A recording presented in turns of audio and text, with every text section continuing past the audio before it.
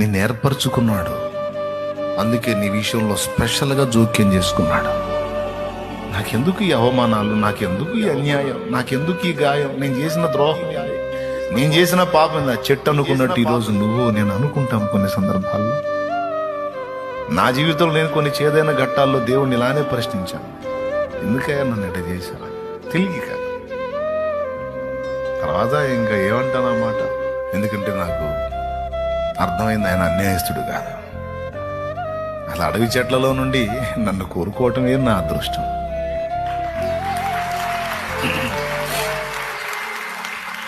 నేల మట్టుకు పడవేస్తేనేమి, పైనుండి దొల్లిస్తేనేమి, నీటిలో నన్ను నానబెడితేనేమి, ఎండలో ఎండబెడితేనేమి,